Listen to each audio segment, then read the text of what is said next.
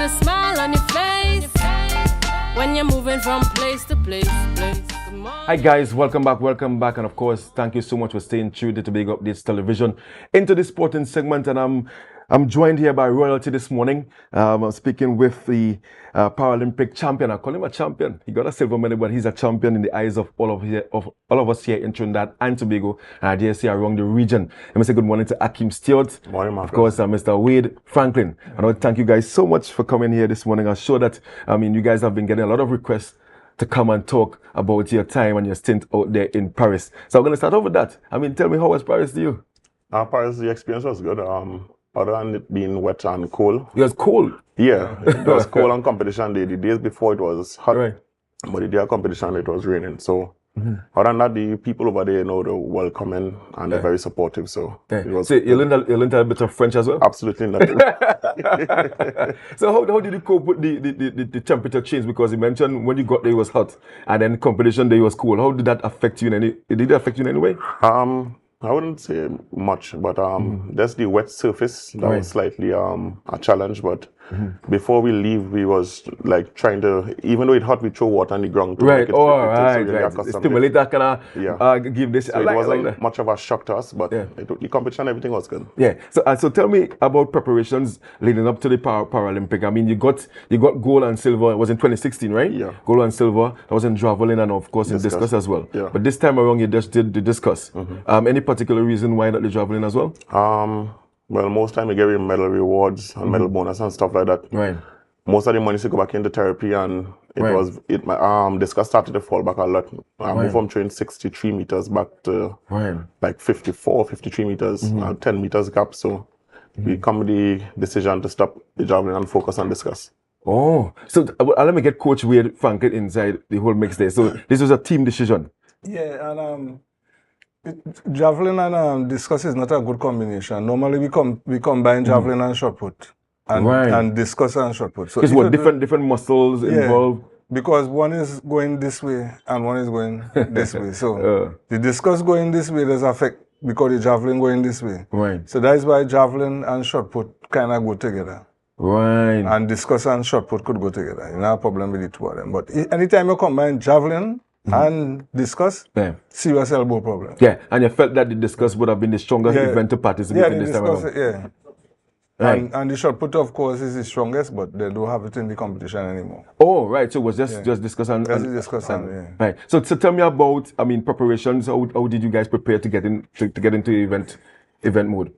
Well, preparations was going good earlier. About 3 weeks before the competition, we had some challenges because the stadium wasn't available. This is it, right? York Stadium? Yeah. So you all normally practice inside? Oh, right. This is under 14. The under 14 tournament, and because of that, we were told that we can't really train because of the tournament situation. They had to get the ground prepared and so on. So we didn't get to train 3 weeks before we go. Right. No throwing at all. So when we went up there, it was a challenge to get ready within the little space of time we had before the competition. But God is good and we make it happen. So what did you all do in the interim here? Because obviously, you couldn't practice, you couldn't throw. So what, you did strength? You did strength? Yeah, we did more strength work and little technique imitations and so on. But we couldn't actually release. Right. That kind of way. Right. So. And Akeem, for you, what was your goal going in? Because as I saw an article saying that going into the event, you were actually ranked number 7 in the world. Yeah. And you finished second. Yeah. How did you close that gap? Well, I know I'm a competitor. I'm not the person to throw very fine training. And when I go to competition, it does bring out a different type of feeling in me. I'm very competitive. Yeah.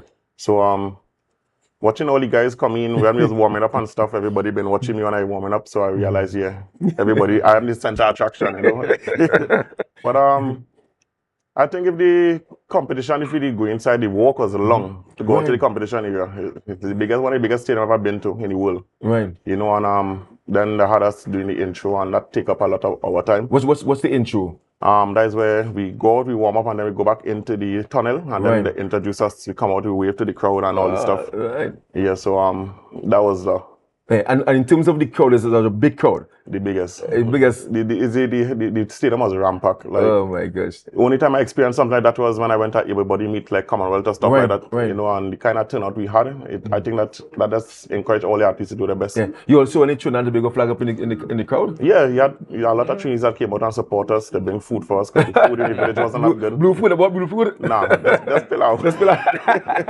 I love that. I mean, so what was the difference for you, and coach, you could chime in as well, between the silver and the gold? Because you got a season's best as well, I think 59.66, right?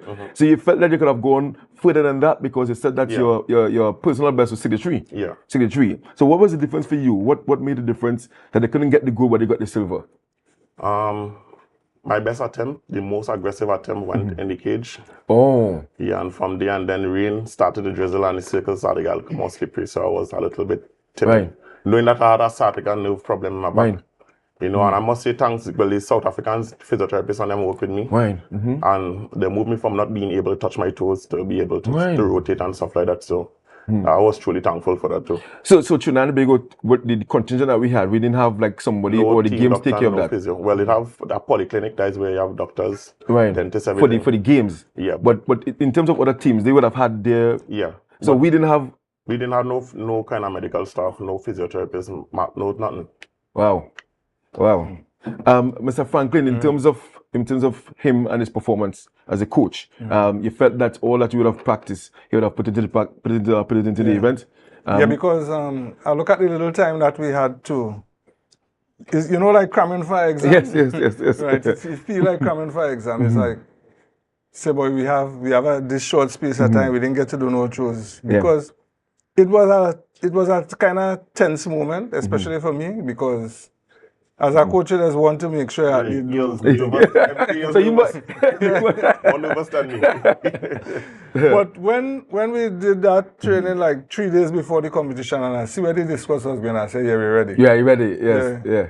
It wasn't fully where we was earlier. Yes. Because we were trained way over 60. Yeah. That competition would have been a soccer. I mean, at 61, he was over 61, so I knew we could have get the goal, but yes, these little hiccups that happen. Yeah. And in terms of competing before the Paralympic, you competed in any event before that? Yeah, I've been to Jamaica a lot. Right. Back and forth in Jamaica.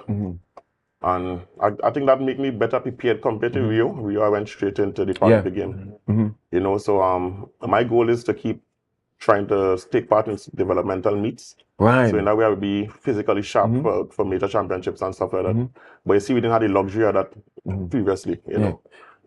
So tell me about, because I want to get into the part where you mentioned that you didn't get the support staff. Because obviously, we just had an Olympic game for normal people, if you want to put it that way, right? And they had all these backroom staff. What is there a different association? It's not under TTOC, or is No, we have our own organization where we call it TTPC, Trinidad and Tobago Paralympic Committee. And is it like you? Do you make the request for the support staff, or they select who they select who they want? But one thing I will know, anytime I travel with my coach. You travel with the coach? My coach, yeah. Yeah, and so tell me about this partnership. When did this partnership start, and how long have you guys been? Well, my dad was my coach at first when I started track. Yeah, I mean, I see your dad in shop. I saw you guys outside the stadium as well. Yeah.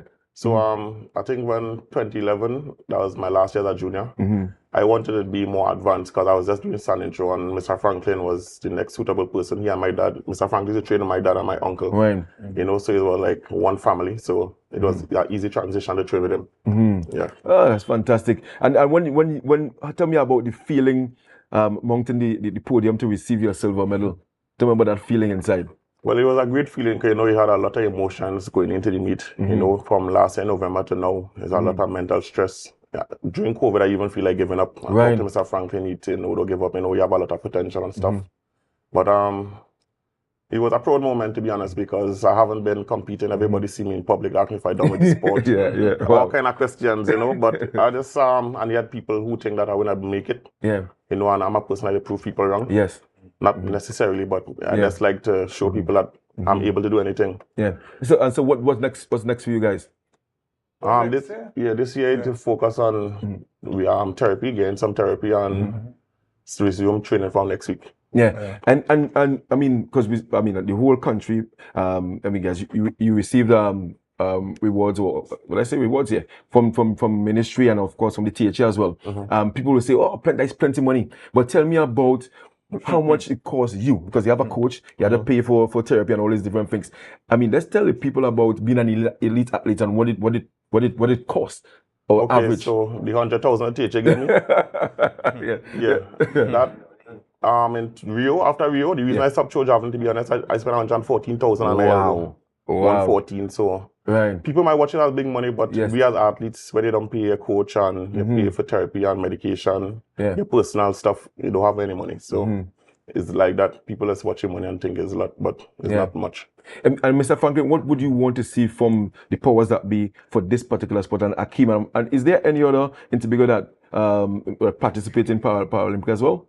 Not to my knowledge. Not to your knowledge. But what would you say that you are in urgent need of to make Akeem get more medals, and of course, for Trinidad to be going to get more medals in that regard?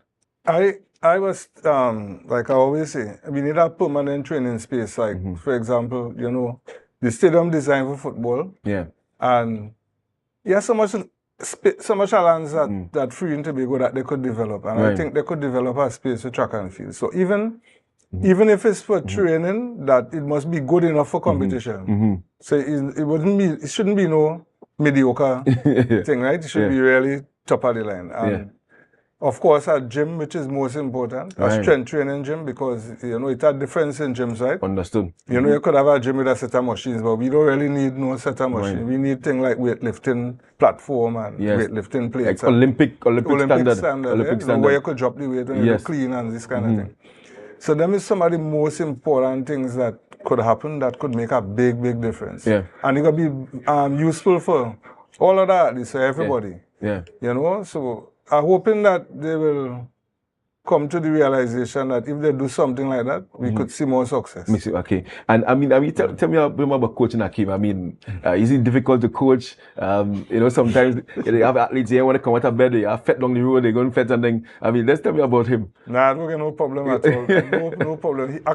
He likes to train. He likes to train. Yeah, so it had days that rain could be falling, buckets are dropped, but we still went and train. Yeah. You know, you have some other athletes, rain started for, I don't think I want to train today. He ain't that type of person. Yeah. If we have it scheduled to go, that'll be a storm to keep Yeah, because I've seen him in shop many times. I mean, with his boombox and practicing. Yeah, that's wonderful. Once you get the music. Yes, he must get the music. He must get the music. You know, guys, I'm so proud. I mean, somebody into sport. I'm really proud of you, Akeem, proud of you, Coach Man as well. Because, I mean, I like the teamwork. Because you can, and I like that fact that you acknowledge him as well as somebody who has been there for you and stood by you, and you have him no matter where you go. And you need that support, like Abbott and Costello in a sense. You know that way? You walked to the medal, right? And I saw it. It looks very heavy, and you can take it out. If you can take it out and show our viewers, I mean, all the hard work. This is the reward here. And how much does it weigh? Is it 529 grams. Oh my goodness! So what have you done? What have you done with the others you have gotten? The home safe. The home safe. This wonderful stuff. Fantastic. Any final word you want to shout out to anybody else? You know? Well, I would like to say special thanks to the current THA. You know, when we came back, the welcome we got, we appreciate it. Yeah. And we had a discussion, you know, we have big plans for the future and definitely looking forward to work with them. Yeah, fantastic. Mr. Franklyn? Yeah, I myself would like to thank the THA, the present Secretary for Sport and Assistant Secretary. They seem to be very interested in helping, and that is a good sign, you know, because sometimes you don't get these secretaries so involved, but trust me, you feel like something. You feel a vibe. But I said I wish you guys all the best, and I'm hoping that, you know, in the not too distant future we can get more medals from you, Akeem, and others participating in sport. So once again, on behalf of Tobago Updates, congratulations and all the best in the future. The guys, 8:11. Yes. Ending the sport program this morning. Thank you guys so much for staying tuned. I want to thank Mr. Alfred for joining us this morning online. Albeit he's in Hyatt this morning having his wonderful breakfast. But yes, talking about TV football.